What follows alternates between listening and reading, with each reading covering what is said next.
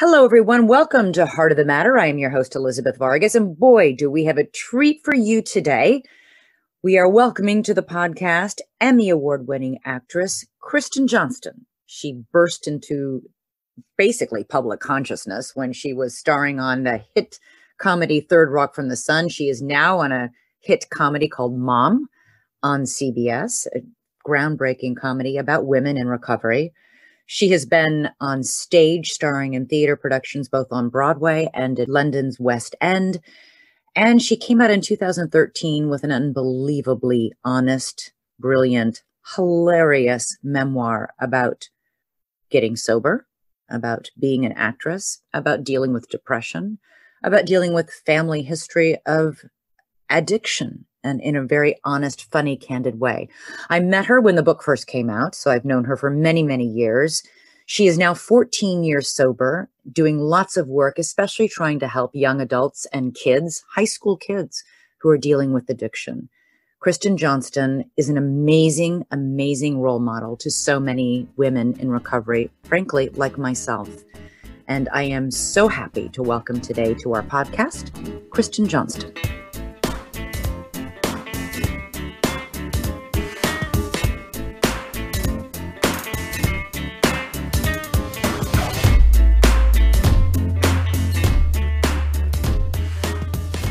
Kristen, welcome. Thank you, Elizabeth. I'm so thrilled you're here. Me too. We've been talking about this for a while, so I'm glad it worked out. I hounded you and bullied you. You kind of did, in the most flattering way. We first met, years ago when you first wrote the book Guts, which was, I reread it. I just read it for a second time. And this time when I read it while sober, because I got sober after I read your memoir and after I did your interview. It's such an amazing story you tell. And I love the humor and the unbelievable scorching honesty with which you talk about your journey, you know? Yeah. I think it's the most honest I've ever been in my life. It really opened the floodgates for me for the rest of my life to just live a no bullshit life as much as I can. I mean, we can't do it every second, but, and it really was my first time in my life, like telling the truth. And it just happened to be to hundreds of thousands of different people. But what inspired me so much was when I was in rehab at the Meadows, and great place. A great place, and saved my life.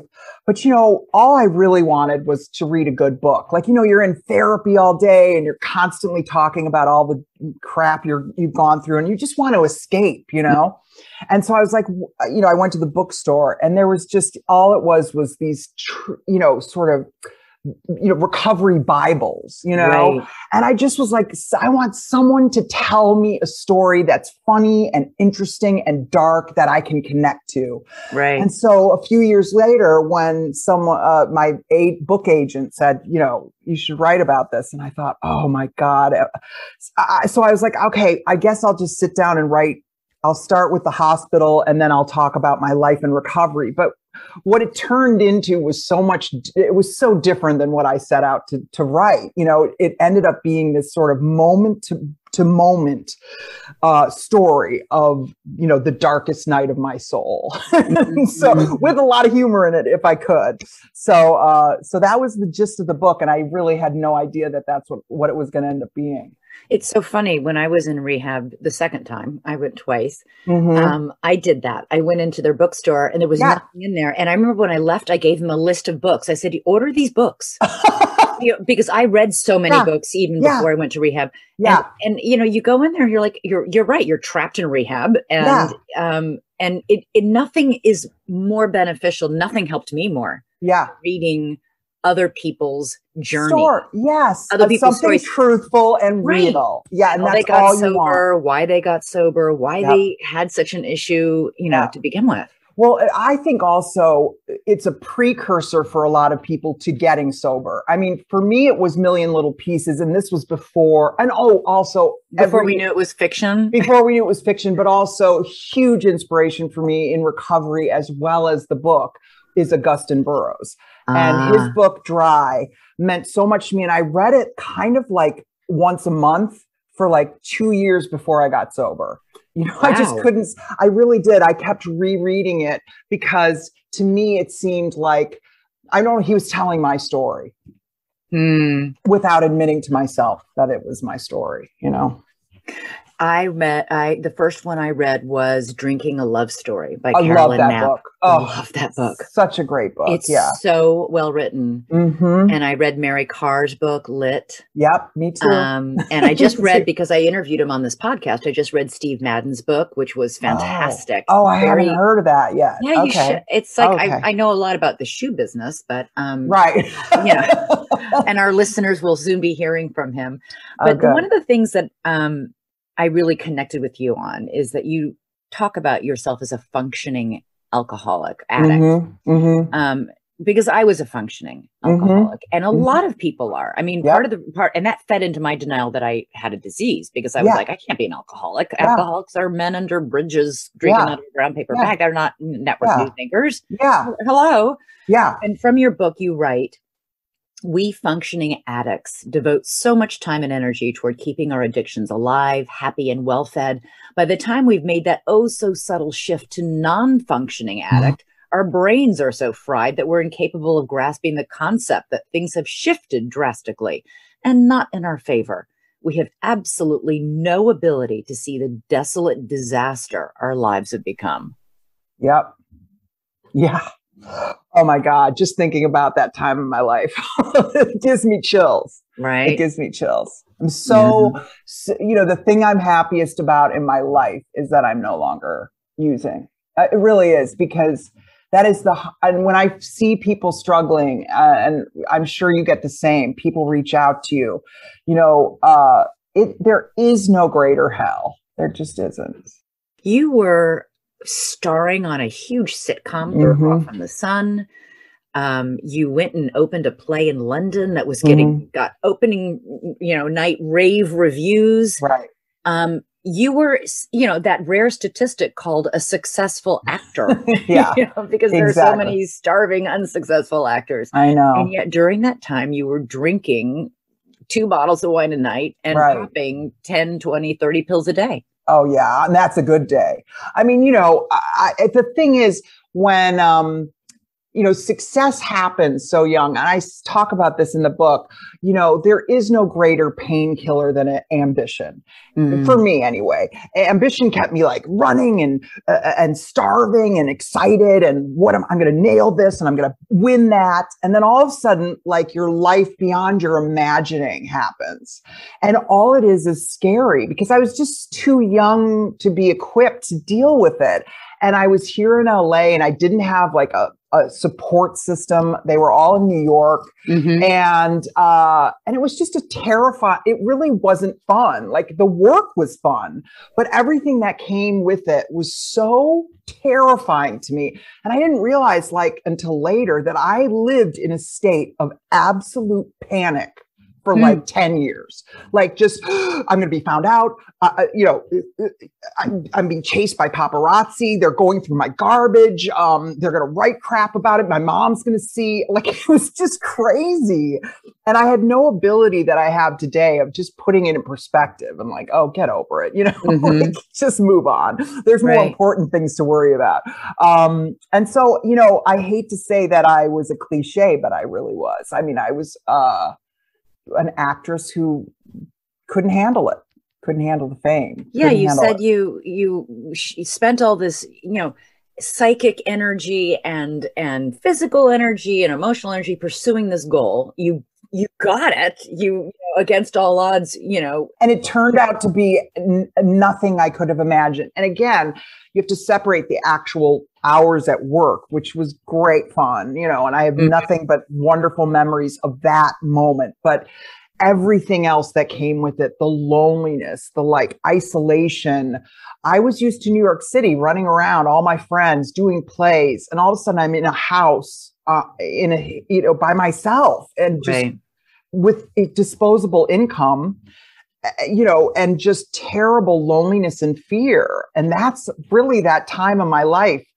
That's all I can really remember what was going on with me personally. Professionally, it was great, but it's like, one without the other doesn't really work. I know you said you started drinking when you were in high school, like most people, I think. Mm-hmm. When did you start taking pills?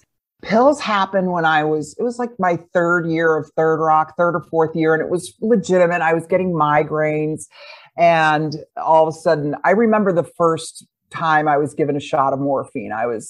Or maybe it was a pill. I don't remember, but it was morphine. And I was at Cedars. My friends took me there because I just had such a bad migraine. My boyfriend at the time took me there. And I remember getting the shot and thinking, oh, this is the answer. This is exactly what I've been looking for.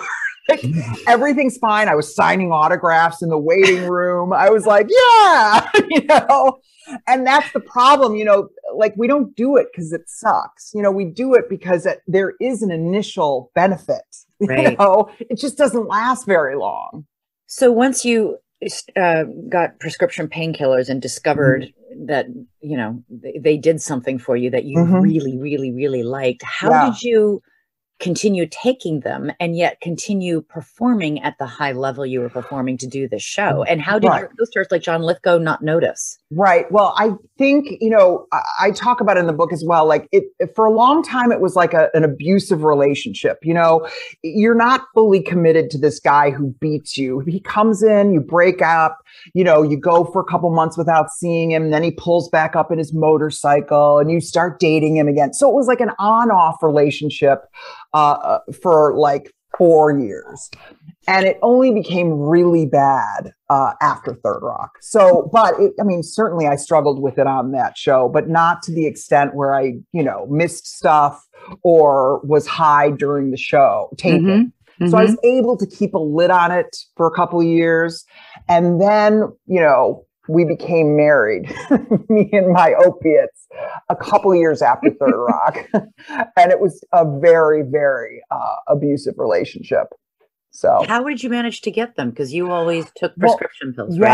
Yeah. At the time, first of all, I had a lot of disposable income, which doesn't hurt. And then at the time they didn't have like the way the pharmacists, everything's in triplicate, sort of it's a government oversight now, but they didn't have that then. So like you could go to the pharmacist and be like, I lost my pills yesterday. They'd be like, here's another, if you met a friendly pharmacist. And certainly in LA, I would doctor shop. It was a full-time job. It was like, I remember I had to keep track of who was where. It was just the saddest thing ever. It's so embarrassing even now to talk about, but it really, it took a lot of, as you called it, psychic energy, right? A lot of time and so much money. Thousands and thousands and thousands of dollars. Probably a couple million. Honestly, over the years, the doctors and all the prescriptions, and it was just crazy. And I didn't want to go through insurance because I didn't want insurance to notice it. Right. Right. No, I probably should. I know. Well, now thank God, everything's a little more difficult to get, I guess. So, right. I guess thank God for addicts, but not for the people who actually need painkillers. Well, I hear from a lot of those people who are really upset because, we've kind of blown it for them. No, I heard from a lot of them too after I interviewed Beth Macy for this podcast, who wrote Dope Sick about the opioid epidemic. And a lot of people are like, we really suffer from real legitimate pain. And that's true. There are people out there who really do need actual Oxycontin. Yeah, no, it's a great drug. It's a great drug for people who need it, just not hot messes like us. So you get cast in a play a couple of years after Third Rock in London. And you are on your way to London, you're realizing, oh my God, I need to get some pills. And from your book, you write, upon landing, I solved my quandary. I was thrilled and deeply relieved to discover that one can buy codeine over the counter in London pharmacies. Codeine is a less intense opiate that is turned into morphine once in your system, but because it's much less powerful than Vicodin, I discovered after much experimentation that if I took 30 to 40 pills a day, I'd be just fine. I was almost proud of myself. I'm like the Nancy Drew of painkillers. So sad. But then you go on to say, the truth was I had long ago stopped getting high or feeling great or even halfway decent from painkillers. Now the sole purpose of taking any derivative of codeine or Vicodin was simply to feel okay. Mm-hmm. Simply to not withdraw. Right. Not to withdraw. To avoid being dope sick. Yep. That's it. I think that's probably the last 4 years of anyone's addiction to opiates, the last or few years, I mean, it stops very quickly having any kind of benefit that it initially had of killing your emotional pain. And it just becomes, you just can't bear the withdrawal. So you just keep taking it for that. I once heard somebody in the rooms say, describe her journey through addiction as 3 phases: magic, medicine, misery. Oh my God, that's brilliant. Perfect. That's it. The magical part is when it works. Yeah. It makes you feel better. And then it's medicinal because now you just need it to feel normal. Yeah. And then, of course, you slip into the misery part. Oh my God. Yes. I so connect to that. And the misery part, unfortunately, lasts so much longer than anything else, Than the magic or medicinal or the medicinal. So you get to London, you're the Nancy Drew of pills, you figure out how to get your pill fix there, and you are in these rehearsals with these amazing actors. Again, nobody notices, nobody can tell anything. I remember the director said something to me at one point. He just said, what do you keep going to your purse for? And I was so embarrassed. But I don't think I looked good. I mean, I think I was really puffy. When I see pictures from that time in my life, I have like dark circles and I'm just my face is really fat.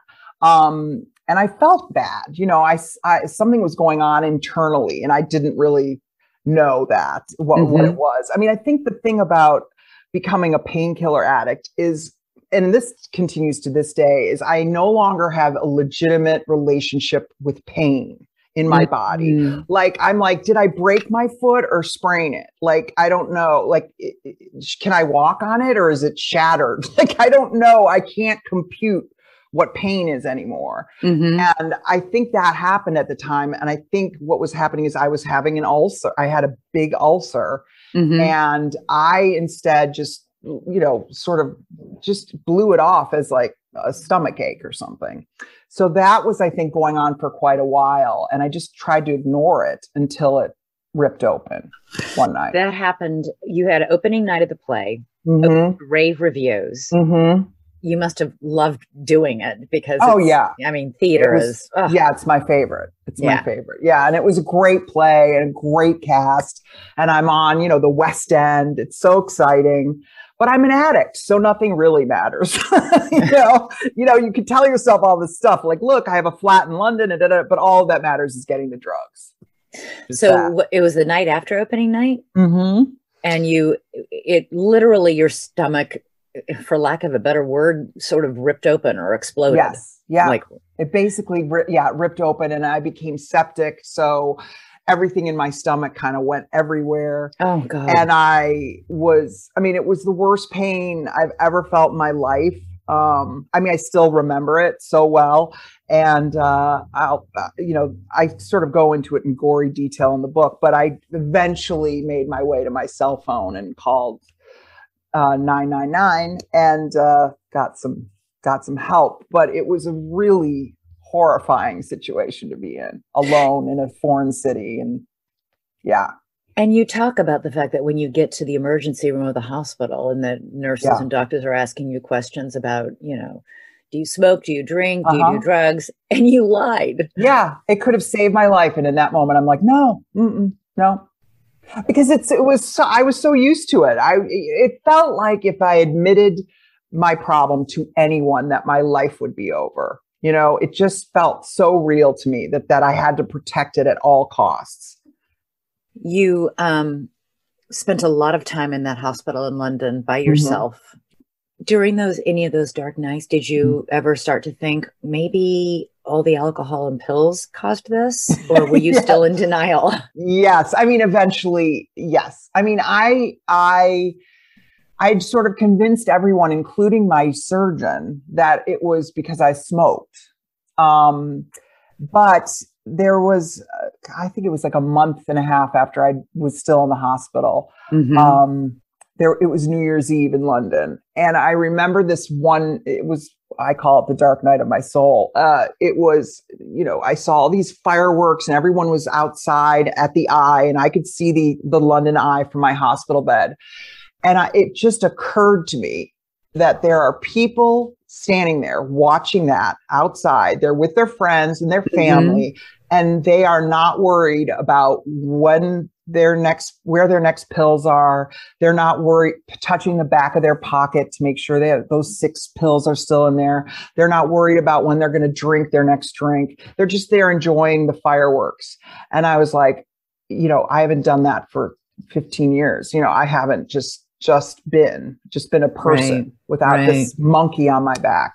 So that was the first moment sanity started to seep through. Like, I'm living my life. I can change this. I can actually do something about this. I don't have to live like this anymore.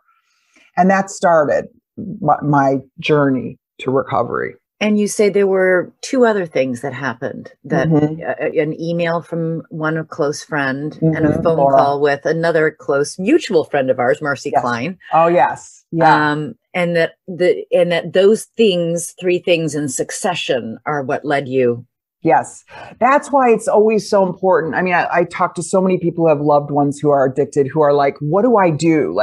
And I say, look, all I can answer is what happened to me. Is I had people in my life that I could talk to that treated me with kindness and respect, but brutal honesty. And so these 2 women at, different times within the same few days, I turned to them saying, I'm struggling. I think I'm going to get some help. And one of them just said to me, you have a big problem. I think you're a drug addict. And I think you have been a drug addict for a long time.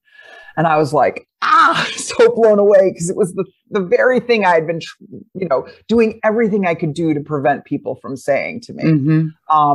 And so that happened first. And then I talked to Marcy, who knew some people who had gotten sober. And I said, well, where did they go? And she said, go to the Meadows. It was great. So I called them like 5 minutes later. But the thing about that call with Marcy that I was so struck by is that you called her up and you said, I think I have a problem. And she said, well, just go get it taken care of. Go somewhere. She did what, and I'm going to get to this in a second, what I think you and I both have worked really hard at by going public with our stories, which is destigmatizing this disease. Yes. She didn't say, oh my God, you're a drug addict and an alcoholic. She just said, oh, well, just go get some help. Yeah, exactly. It was like, you normalized it. Yeah. Like, it's this great hair colorist, and then you can go to the Meadows, and she sort of did it. Like, it was so normal. And she was so cool about it that I thought, oh, I can do this. That's why what we're doing matters, because now the dialogue has changed so much. Now we have a president who talks about his son being in recovery and how proud he is. And that to me is like, I couldn't have imagined that 10 years ago, somebody being so proud of their kid that he's, tells the world. So things are changing slowly, I think. You write in your book about what it's like to get out of rehab, and in those first few days and even weeks or months of being sober. And you say, slowly, very slowly, the cloak of thick, deep sadness was lifted, just enough to navigate that one day, barely some days. The relief comes in such tiny doses, it's impossible to feel it, until a month has passed and you laugh at a joke and you realize, wait, do I feel better? But you don't dare dwell on it for fear that it will mysteriously leave. I got to reread that book. You wrote the book, Kristen. I know. But, one of the great nights of my life was going out with my friends, all of my friends that I'd always partied with and had wine with and whatever. And this was like 3 months, I think, after I got sober. And I went out with my friends and they all drank, and I had my tonic water or whatever, my club soda. And I had a great time. Like, it was a little weird. I was a little nervous, but like, I stayed there. We laughed. It was so fun. And I thought, oh, thank God I'm still going to have a life, because up until that time, there were so few people in recovery talking about it that all I understood of it was like, I'm going to be stuck in a church basement talking to like junkies for the rest of my life. Did your career suffer at all by coming? You said that there was a big sort of like, oh my God, she's saying she's admitting to the world. She's written a book about this. Right. Did you suffer any consequences for being so honest and open? The thing that's always struck me as so weird about addiction is like when you're using or vomiting on someone's shoes or doing coke in the bathroom, you're celebrated. You know what I mean? Like people are like, yeah. And then when you get sober, that's when all of a sudden you're punished. It's just the weirdest thing. Like all of a sudden, that's when people started calling me junkie, or, you know, if they disagreed with me politically or whatever, that's when they bring up my past addiction issues. Yeah, they do that to me on Twitter. Like people who are, you know, who construe something I say or disagree with something I say. And then they'll say, yeah, go have another drink. They'll say some nasty, like, you know, and I'm like, really? Seriously? Yeah. That's what I mean. Come up with? It's kind of the only disease I know of that, you know, when you actually seek treatment for it, that's when all of a sudden you get and recover. Yeah, it's crazy. But I think that's changing a little bit too. But yeah, they're still out there. But yeah, then you'll see someone in the public eye who's clearly altered, and that'll be celebrated. So it's weird. It's nuts. But do you think it's harder for women in recovery? I really struggled with that. I thought that it's okay to be a drunk guy. It's not okay to be a drunk girl. No, it's so, there's so much misogyny within the recovery community that we don't really talk about. I mean, even within the big book, and there's sort of 13 steppers, there are, you know, men who go and prey on younger, newly sober women, because they know how vulnerable they are. I mean, there is a lot of that in that world that you have to navigate. So yes, I do think it's harder for women to get sober, and definitely you're judged on a different level than men are. Right. I was really struck by, you wrote an editorial for the New York Times about, you know, the importance of not shaming people over addiction. And you said at the end of it, you said, I've had it. We're not a joke anymore. It's time for addiction to stand up and demand some respect, because every time someone is ostracized for being an addict, every time there's a breathless, trumped up, sensational headline, every time we giggle at a wasted celebrity, and every time addiction is televised as a salacious entertainment moment, yet another addict is shamed into silence. I could not agree with you more. Yes. I mean, that's why when I see people making fun of people for addiction, and look, I do it too. It's human nature. It's a car wreck. You know, my first instinct is, oh, and then I remember, like, that's me, that person's me, and that person's your loved one. And, you know, the only way that person you love or yourself is ever going to get better is if they feel that they'll have a soft place to land when they admit they have a problem. And if you show that you're not a soft place to land by making fun of this person, judging that person, you know, that person in your life doesn't feel like they can come to you. And, you know, they have to stay sick, stay silent. And there's still, I think, a part of our society that writes people off once they're, you know, in recovery. I know. By the way, like, well, look at what's happened to Hunter Biden. I mean, I don't know how long I don't really know his story other than he used to be a drug addict and he's in recovery now. Yeah. There was a big New Yorker story on Hunter Biden. And he was very open in the story. It was one of the few really lengthy interviews he gave about it. And, you know, he has definitely struggled. He has been in and out of the rooms for many years. And, you know, you, as a person in recovery myself, as I read the story, I felt a great deal of compassion for him. And I hope it's sticking now. Yeah, I do too. But the point is, the sort of breathless, is he on something? Is he not on something? Is he still sober? Is he not? You know? And by the way, 3 strikes, you're out. Okay. You only get, you know, do we do that to people with, you know, when their cancer comes back? Oh, I'm sorry. Your cancer came back a second time. You don't get any further treatment. No more treatment. It's horrible. And, the guy is trying, it is a really hard thing to do to get sober, and it doesn't work for everyone. My sister died from this disease this year.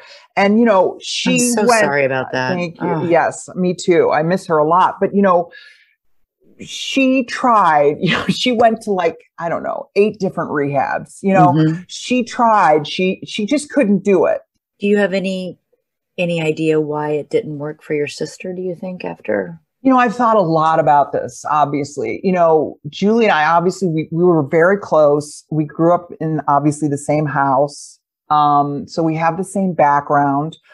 And I think for my sister, she just couldn't get past her own shame. She has 3 kids. I think she missed a lot of their lives because of it.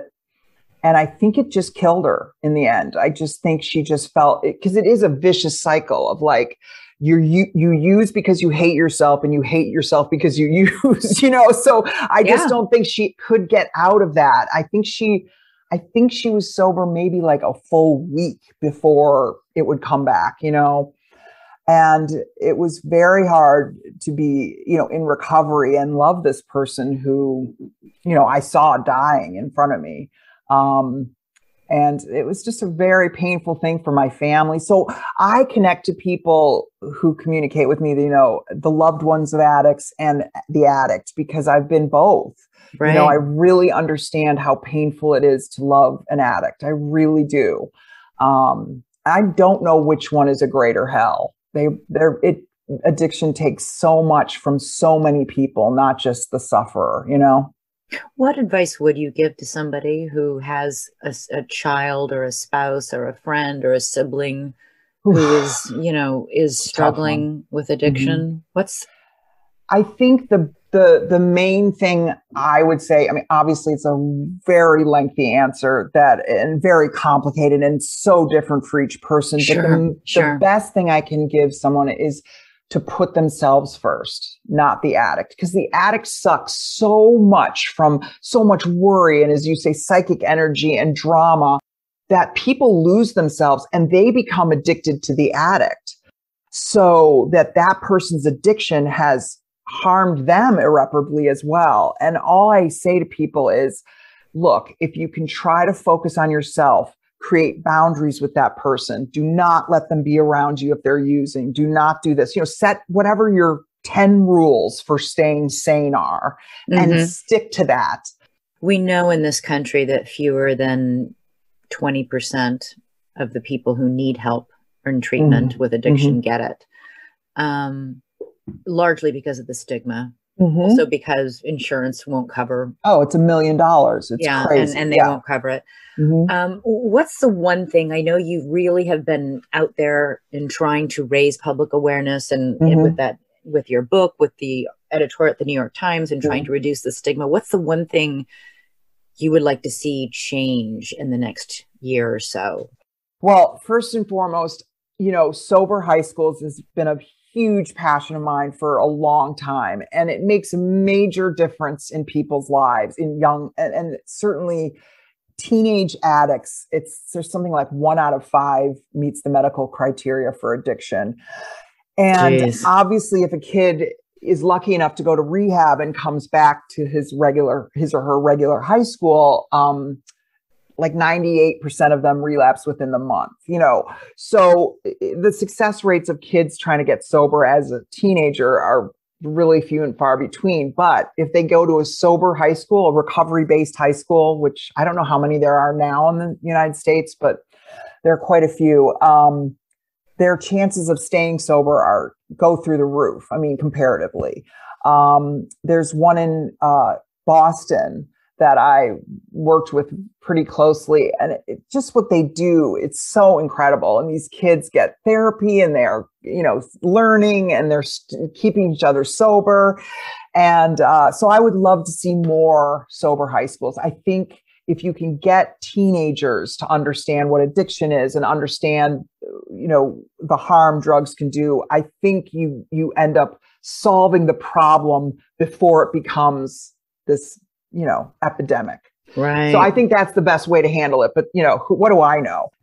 Well, Kristen, it's been wonderful. Honestly, I could do it for 5 more hours, but Me too. I'd bore you to tears. No, never. It was Never. really fun. And I'm so glad you're doing this. It's just fantastic, Elizabeth. I'm so proud of you and so happy you found recovery. I am too. I feel very lucky. We're a couple of the lucky ones. By the skin of our teeth. Yeah. Yeah. All right.